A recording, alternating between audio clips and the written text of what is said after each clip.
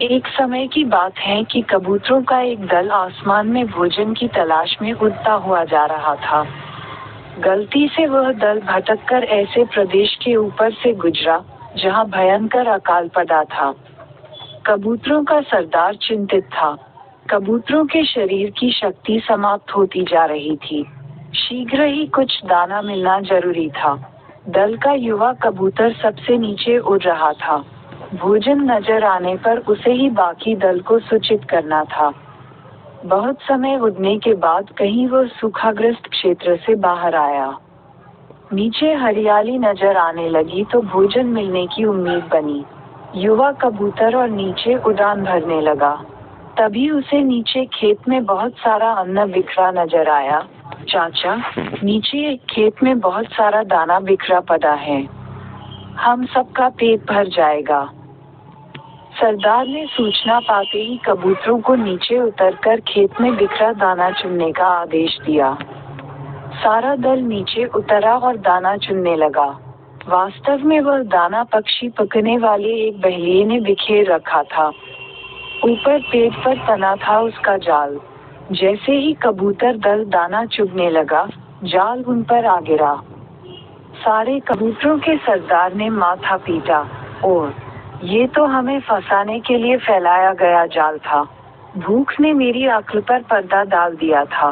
मुझे सोचना चाहिए था कि इतना अन्न बिखरा होने का कोई मतलब है। अब पछताए होत क्या, जब चिड़िया चुग गई खेत। जोर।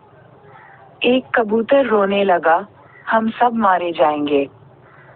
बाकी कबूतर तो हिम्मत हार बैठे थे, पर सरदार गहरी सोच में डूबा था।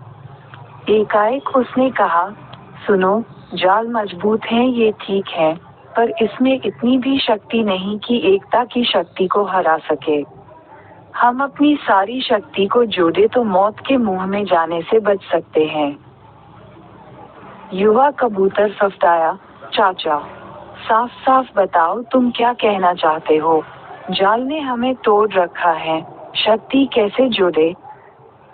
सरदार बोला, तुम सब चोंच से जाल को पकड़ो, फिर जब मैं फुर कहूँ तो एक साथ जोर लगाकर उड़ना। सबने ऐसा ही किया। तभी जाल बिछाने वाला बहेलिया आता नजर आया। जाल में कबूतर को फंसा देख उसकी आंखें चमकी। हाथ में पका डंडा उसने मजबूती से पका व जाल की ओर दौड़ा। जोर।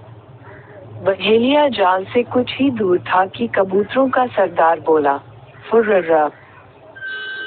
सारे कबूतर एक साथ जोर लगाकर उड़े तो पूरा जाल हवा में ऊपर उठा और सारे कबूतर जाल को लेकर ही उड़ने लगे। कबूतरों को जाल सहित उड़ते देखकर बहेलिया अवाक रह गया। कुछ संभला तो जाल के पीछे दौड़ने लगा। कबूतर सरदार ने बहेलिये को नीचे जाल के पीछे दौड़ते पाया तो उसका इरादा समझ गया। सरदार भी जानता था कि अधिक देर तक कबूतर दल के लिए जाल सहित उड़ते रहना संभव न होगा, पर सरदार के पास इसका उपाय था। निकट ही एक पहाड़ी पर बिल बनाकर उसका एक चूहा मित्र रहता था। सरदार ने कबूतरों को तेजी से उस पहाड़ी की ओर उड़ने का आदेश दिया। पहाड़ी पर पहुंचते ही सरदार का संकेत पाकर जाल समेत कबूतर चूहे के बिल के निकट उतरे। सरदार ने मित्र चूहे को आवाज दी। सरदार ने संक्षेप में चूहे को सारी घटना बताई और जाल काटकर उन्हें आजाद करने के लिए कहा। कुछ ही देर में चूहे ने वह जाल काट दिया।